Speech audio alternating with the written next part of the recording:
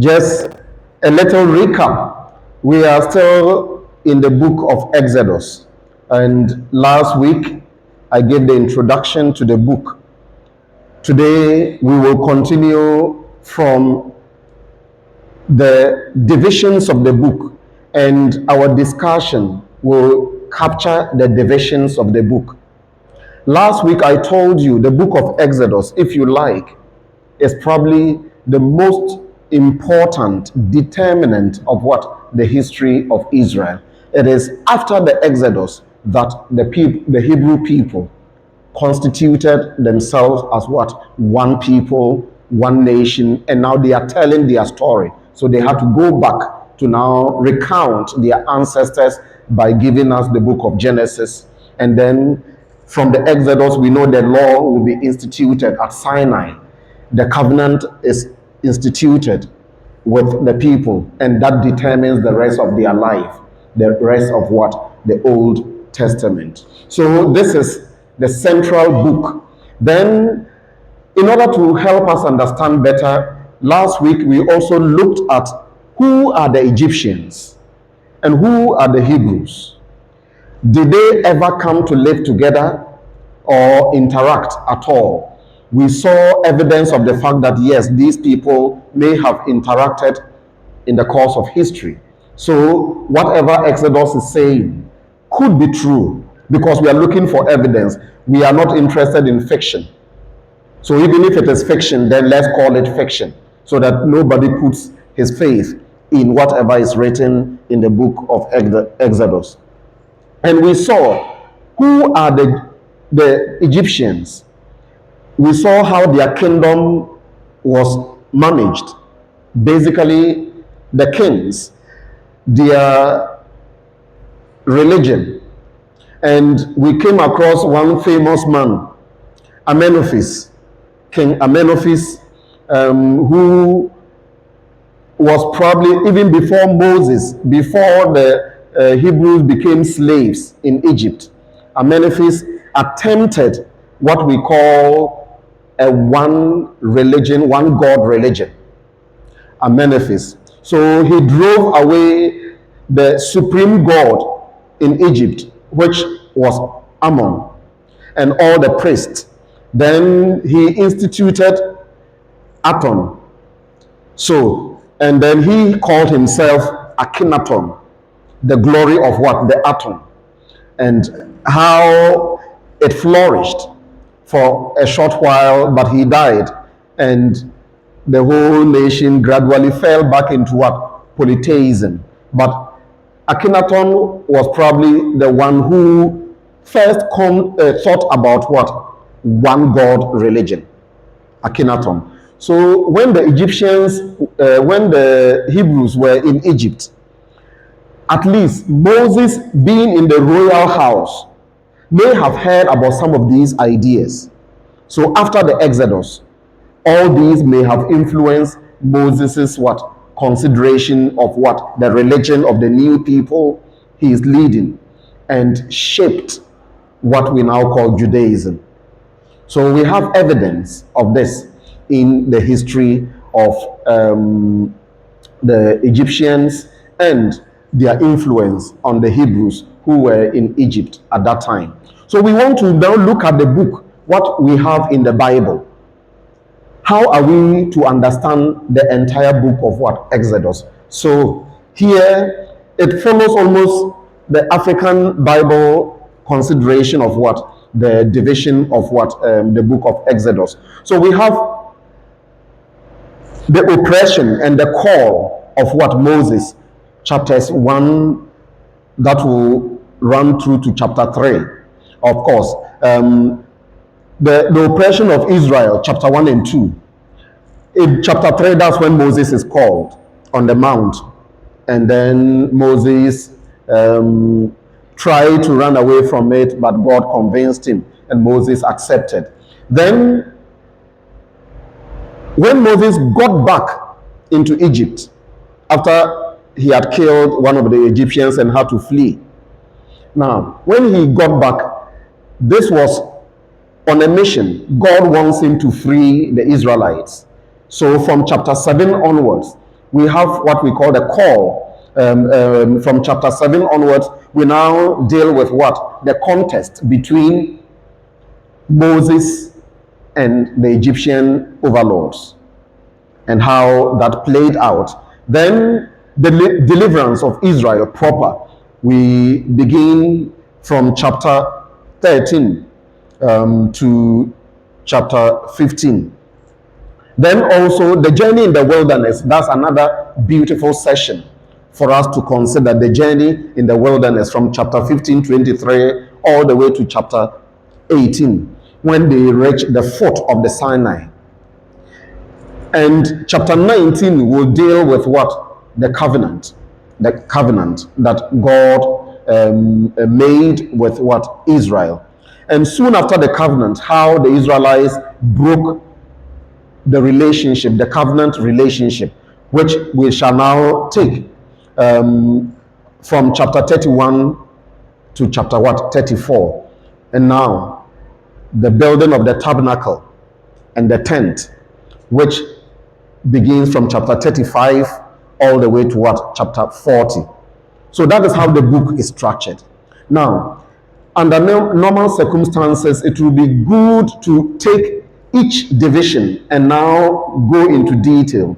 But I will skip a few things because today I want to finish the book of Exodus. I will skip a few things. So, for example, the oppression of what? The Israelites in Egypt, I will skip that. The call of Moses, it is very familiar to all of us. I will skip that as well. And I'll go straight into the chapter 7 onwards, when Moses has now come back to Egypt and how he encountered the Egyptian overlords, the contest between Moses and the Egyptians, especially the 10 plagues. We will put them in perspective. So overall, if we are to summarize the book of Exodus, what will we be saying? That the book is teaching us one thing. Yahweh is the sovereign God who proves deliverance for man from slavery from the slavery he finds himself. So that is one thing the book is trying to teach us. God is interested in the deliverance of his people who are in slavery. So you see, this theme will cut across even to the New Testament, because that is why Christ came, to deliver his people from bondage. Now, the lessons are quite straightforward. God is sovereign. The salvation of man. And the salvation of man is what runs through the entire Bible. Then the methods of salvation. We can also look at this and look at what the methods of salvation. So even the 10 plagues, we could take them one after the other and delve deeper to understand what is behind the 10 plagues. But we'll just summarize them and go for the sake of time. Now, the making of the covenant. Now, the covenant is central for the Hebrews, for Israel. Covenant. That is the central theme of what the entire Old Testament, and how the people related to the covenant. So it is faithfulness on the part of God and unfaithfulness on the part of human beings, the Israelites. And that runs across even to us Christians today. Then the book is also dealing with what? The identity of God. The identity of God. It means, so taken from chapter 3, when Moses encountered God and Moses said, if I go back to Egypt and the people ask me, who sent you? What should I say? Moses said, God said what? I am has sent you. Now that name, I am, the identity of God, that is what I am referring to here. So the identity of God means a commitment to ever be with his people. I am. So he is everlasting. I am, no matter the time, he is. So the verb to be, I am. No matter time, we conjugate the verb that same way. God is. I am.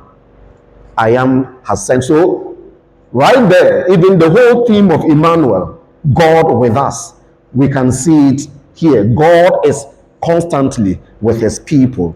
I am. So, that is one lesson we draw from the book as well. Then the giving of the law from chapter 20 of Exodus, the giving of the law, also invites Israel to abolish the worship of other gods. In Egypt, as we have seen, there are many gods. They saw, they have been influenced, they have lived there for over 40 years, and now God is coming to free them. So, in terms of mentality, in terms of what? Practice, social relationship, they are more Egyptian in mindset. But now they are being led to believe in God, one God. That is going to be a challenge. So the law, the Ten Commandments, they were an attempt to help Israel reconfigure their minds and their social setup to believe in this one God and move away from what they believe and worship of what many gods. I am the Lord your God. Thou shalt worship no other God but me. So you can see how the laws are preparing Israel to believe in one God. All right. Now, Israel comes, so one other lesson we get from this book is that Israel comes to know God as the all holy, mighty indeed, and connected to the oppressed through the Exodus event and the covenant. So God is mighty. Look at what he did to free the Israelites from Egypt. The 10 plagues, the crossing of the Red Sea, feeding them in the desert, providing water and food for them in the desert. That is a miracle. Helping them to fight wars against the Amalekites, the Canaanites, and they were victorious, all because of God being in their midst. So that is one lesson we get from this book. So now let's look at chapter 7 to chapter 11 of what the book of Exodus. Now, talking about the Yahwehist and the Elohist can be a little bit boring, so I'll be skipping those aspects because those are deeply academic. Deeply academic. In the introduction itself, I explained to you who are the Yahwehists, who are the Elohists, who are the priestly tradition, the Deuteronomists. These are different traditions we find who are writing in the book. Now, each when they are writing, write also portraying their character. Priestly, they are more interested, as we will see very soon, they were more interested in what? The line of Aaron, because Aaron was a priest, the line of Aaron. And everything is presented in more or less a liturgical fashion. So that is the priestly tradition. So even the Exodus, we see how everything was specified. You shall kill the lamb at this hour. Because in Israel, when they now reach the promised land, this will now become an institution. The lamb will be slaughtered at a particular time of the day to mark or signify what happened in Egypt the night before. The lamb should be eaten in full, and all. So those are priestly traditions that are being portrayed in that fashion. Now, the Yahwehist and the Elohist, for example, they will stress how Moses pleaded. Moses pleaded with Pharaoh to let God's people go. Pharaoh agrees, but when he goes to bed, he changes his mind. Then he becomes obstinate. And then the resistance will now bring a plague to punish the Egyptians. Then he will mellow and come to beg. Then he will agree to let them go. He will change his mind again. Another plague will come, like that until finally the 10th plague that they couldn't handle and let the people go. So now, It is within chapter 7 to 11 that we are dealing with the plagues. Now, how are we to understand the plagues? So when you are reading the book of Exodus and you come across the plagues, so those of you who came with your Bibles, now this is a Bible class, so you have to be coming with what Bibles. From chapter 7 onwards, you find the plagues, and the plagues are numbered. The first plague, the second plague, the third plague, and in that order. Now, what are the plagues? So the plagues, one thing we can learn from the plagues is that what? They are signs of God's power. They are signs of God's power. The first 9 plagues can be given natural explanations. Now, if your Bible is you have opened you read out the plagues, just the title of the plagues. The first plague, water turns into blood. So water turns into blood. The second plague, The frogs. the frogs. The second plagues, The third plague, the mosquitoes. mosquitoes. Third plague, The fourth plague, the house flies. the house flies. The third plague, That's the fourth. The fifth plague, the pestilence. the pestilence. The seventh plague, the hail. Uh-huh. The eighth plague, the locust. The locust. The ninth plague, the darkness. And the 10th plague, death of firstborns. The death of the firstborn. Now, all the first 9, they can be given physical, environmental explanations. The appearance of what? Mosquitoes.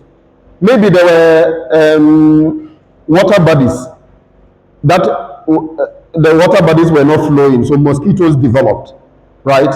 Then you can talk of the frogs. Maybe it was the season when frogs, we are in the rainy season. Mosquitoes will come very soon.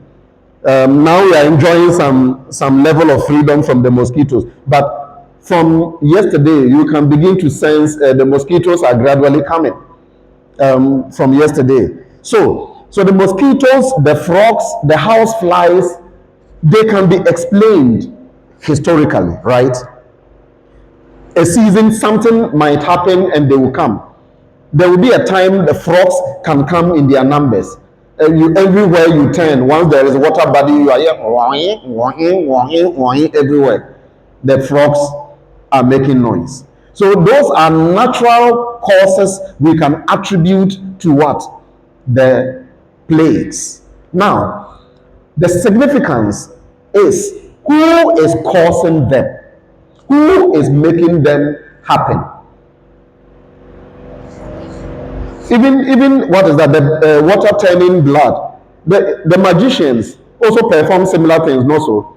The magicians of what? Egypt also perform similar things. So they can be given human explanations. The only thing that stands out in freeing the Israelites from Egypt was what? The 10th plague, which was what? The death of the firstborn. The death of the firstborn. Now fast forward all the way to what? The coming of Jesus. The firstborn. God's only begotten what? Son. Son. So that set the tone of God's salvation of humanity. That the death of the firstborn will be what the devil cannot take, what the opposition cannot take, and let the people go. Anyway, I'm already giving spiritual interpretation. Let me continue our discussion now. So from chapter 12 to chapter 13, we now have the institution of what? The Passover. So how the Passover was supposed to be what? Celebrated. When Egypt couldn't bear the 10th plague, and they just had to agree, because from the king to the lowest person, their firstborns died. They couldn't take it anymore. The whole nation was mourning. So they had to let the Israelites go. Now, there was a structure, instructions on how they should celebrate this Passover. Kill a lamb to be killed at twilight. Then, if one family cannot eat a full lamb, join with another family, you slaughter the lamb, you eat it, and it has to be eaten in full with bitter leaves or bitter herbs.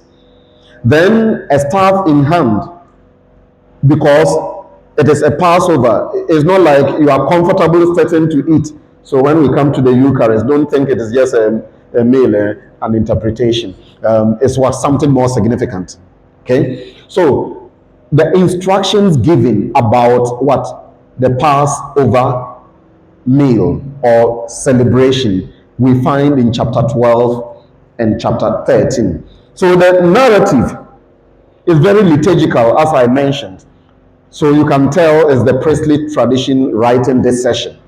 So they are interested in how you are eating it. And this will show later when they get to the promised land how the Passover is supposed to be what? Celebrated. Okay. Now, most likely, these may have been ancient feasts around this time that they used, but now they gave a deeper interpretation because of what? The Exodus event. Are we together? So these may have been ancient feasts that existed even before the Passover. Then they used these feasts to signify God's salvation of what? His people from Egypt. Okay. Now, because we know in ancient past there were some feasts. So, for example, the shepherd's right of killing a newborn lamb and using the blood to drive away evil spirits. So, shepherds, as they move from place to place, this culture was being practiced. Now, why are we saying this? Because what? When they slaughtered the lambs, they were to put the blood on the lintels so that when the angel of death comes, it will pass over the houses with the blood and now move on to slaughter the houses without what? The blood. Now, so this literally seems to have been borrowed from the ancient culture of what? Shepherds who would kill a lamb and sprinkle the blood as a way of driving away what? Evil spirits. You understand? So this is how the culture is evolving until now. Then another is what? The farming village ceremony of ridding the houses of old yeast and old grain to celebrate new spring crops with a feast of dedication. So the feast of dedication. Now, even in some African cultures, we still do that. The Igbos, now, those of you who love literature, you have read books like Kongi's Harvest by Wole Soyinka. Am I the only person who has loved literature and other things? Kongi's Harvest, you can talk of what? The grain of wheat, even Things Fall Apart. The Yam Festival, Things Fall Apart, the Yam Festival, and all that. So, in most African cultures, we find this practice that when there is harvest, there is a feast. They do away with what? The old, so that they now start celebrating with what? The new harvest. So, something like that was also being done by farmers in the ancient. Why are we saying this? Because what? Part of the rite of the Passover, the bread to be made, it shouldn't have yeast, right? The Passover meal, the bread to be made shouldn't have yeast. So that's why our Eucharist today is not a fermented dough. So there's no yeast involved in what? The preparation of what? The Eucharist, the Passover meal.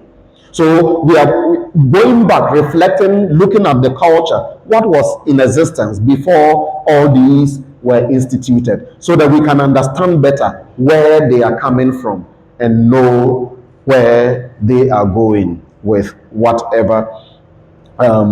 Even today, the feast of Christmas.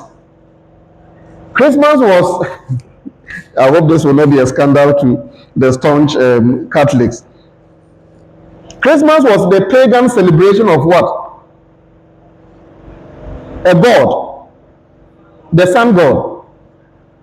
So, in order to shift the Christians' attention away from the celebration of what? The sun god, they instituted the birth of Christ on that same day, the winter solstice, so that Christians will change their mind from those who are still in between, will now not be paying attention to the pagan practice. Nobody knows the time Jesus was conceived. So this is an approximation. And well, God has given us the power. Whatever we bind on earth is bound in heaven. So the church instituted Christmas on 25th December to override the pagan feast. Yeah, Rejoice is laughing. I can tell what is going on in her mind at the moment. Okay. Now, from chapter 13 to chapter 15, so the miracle at the Red Sea. The miracle at the Red Sea. So, don't be scandalized. Don't be scandalized. So the children of Israel are leaving. They get to the Red Sea. They see the Egyptians coming. They are afraid. God says to Moses, stretch out your rod, strike the water. It will part into two. Hooray! The people walked dry shod to the other side. When the Egyptians come, because it is what? Wet ground with their chariots. Their chariots couldn't move. And then Moses strikes the water again, and boom, it sweeps all the Egyptians and they die. Okay? This is what the text is telling us. But let's explain it better. Let's find different ways of what? Explaining the crossing of the Red Sea. Now, so some scholars think the crossing of the Red Sea may have been the shallow part of what? The sea, so that they could just wade through to the other side. But because the Egyptians couldn't wade with what their chariots and all that, they ended up dying as a result. So that is one explanation. That is one explanation, that this must have been, where they crossed must have been the shallow part of what? The Red Sea. That can be convincing, not so? Yeah, yes, no. Okay.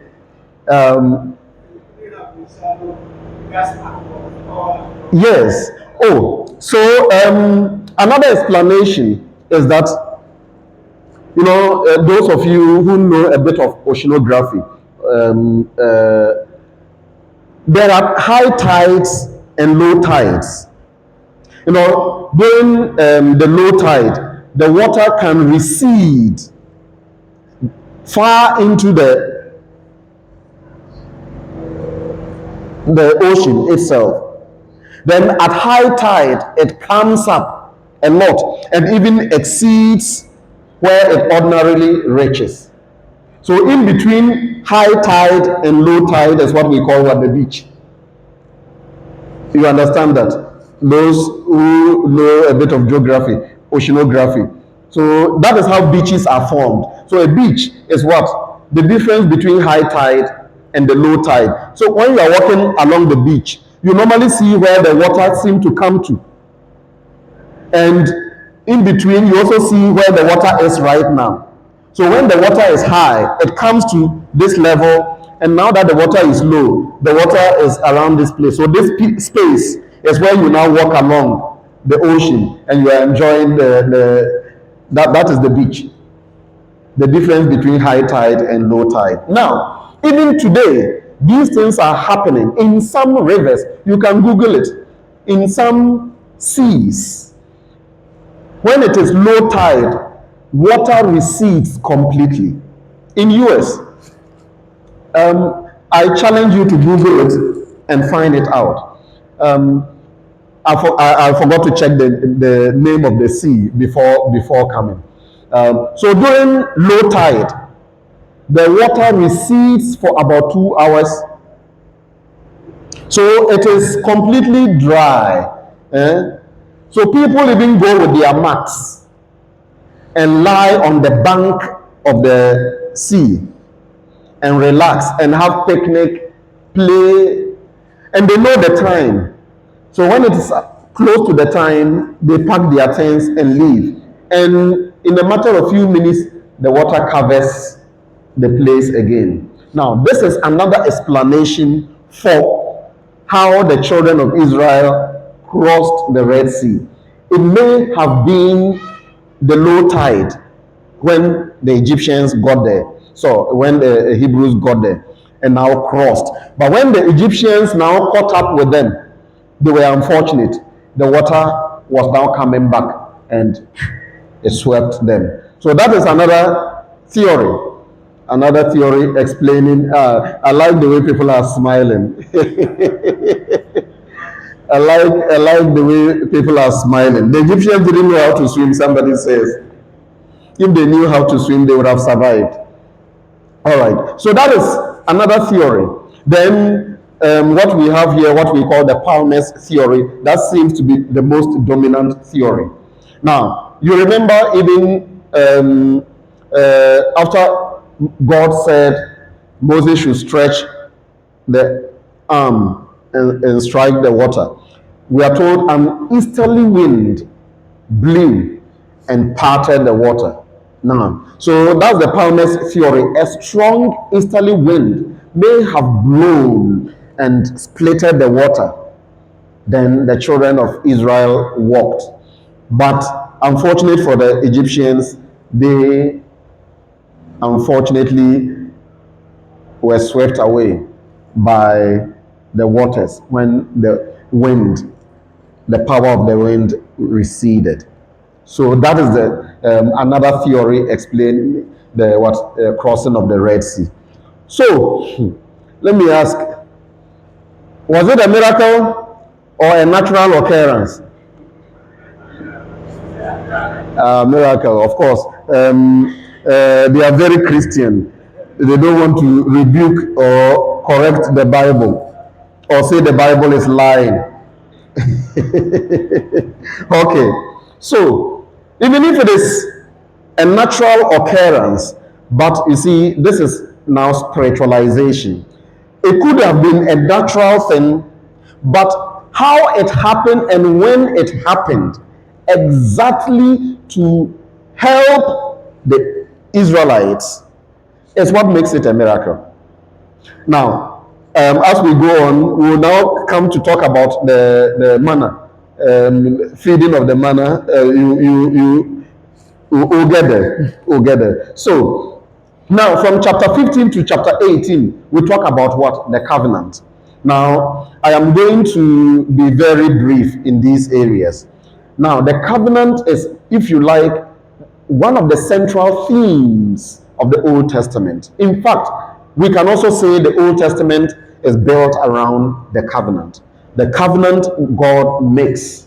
We are talking of what? The escape until they reach the foot of Sinai. So I have left out the escape, and I'm now presuming they have reached the foot of what? Sinai, chapter 18. So I'm talking about the covenant that God is going to make with the Israelites and all that. Now, covenant is key. Covenant. So what God made with Israel wasn't a contract. Okay, you do this, I'll give you this. That's contract. I give you money, you give me this. Contract.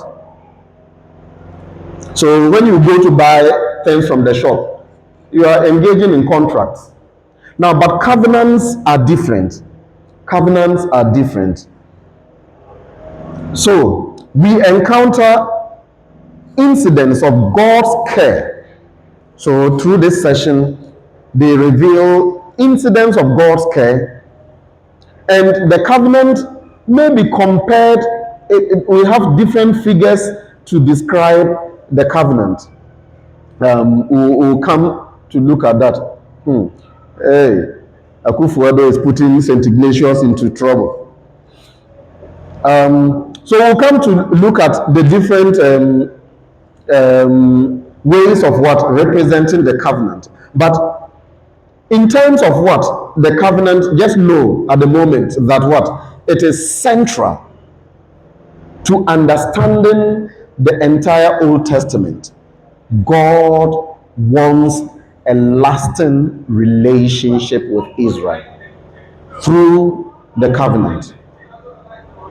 God wants the relationship between Israel to be long lasting. So that is why all this. Now, there are two stories of the escape. Chapter 14 talks about one form of escape. That is the prose form, it's in the narrative form. And chapter 15 is in poetic form. So like a poem, like a song. They are talking about the same thing. The what? Crossing of the Red Sea and the what? Escape into the desert. Those two chapters are talking about the same thing. But one is in narrative form. What happened? Somebody is telling like a historian. The other one, chapter 15, is more or less like a poetic form that is given to us. So the two are saying the same thing.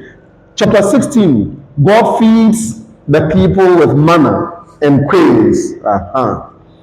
Manna and quails.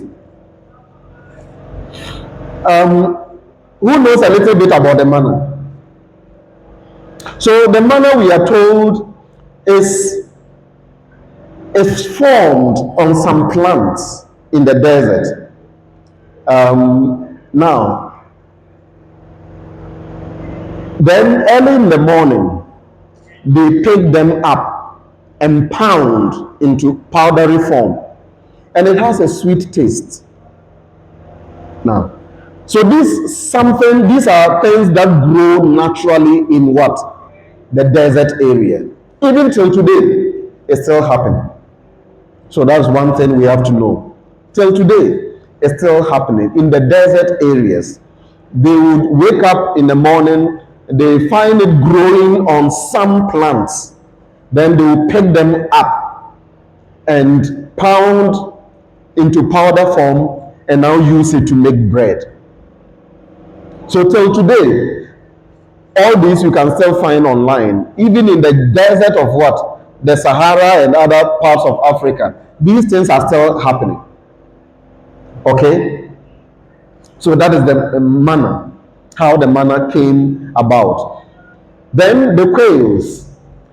Now, the way it is described, these quails may have flown from Africa, going towards Europe, and then they fell. You know, quails, those who like studying birds, you know, there are seasons birds flock long distances together. They flock together for long distances. Sometimes they go and breed.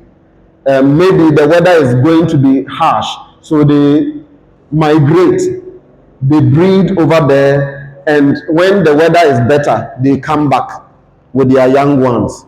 And another year they will go like that. So this is known. It used to happen. It used to happen around the time of what? September. That the quails will migrate from Africa and go that direction. That one was established. But in the description of Exodus, the quails did not arrive in September. They rather arrived sometime in July, which was unusual. So that is where we can call it what? A miracle. Because what? Even though it is a natural thing, the quails will migrate, but this time it was unusual for them to come at this particular time to help the Israelites survive in the desert. Are we together? So that explains our manna and the quails that fed the Israelites. Now, chapter 17, they reach Rephidim, and there they are tired and hungry and thirsty. They complain. They complain. And we know what happened when they complained. God provided water, but at a cost. At a cost. God provided water for them. Chapter 18, Jethro, Moses' father-in-law. Moses' father-in-law comes. Moses' father-in-law comes to meet Moses. And Moses, in the interaction between Moses and the father-in-law, we now see how the judges, the institution of what the judges came about. I will just probably end here, then we'll continue next week and finish it up.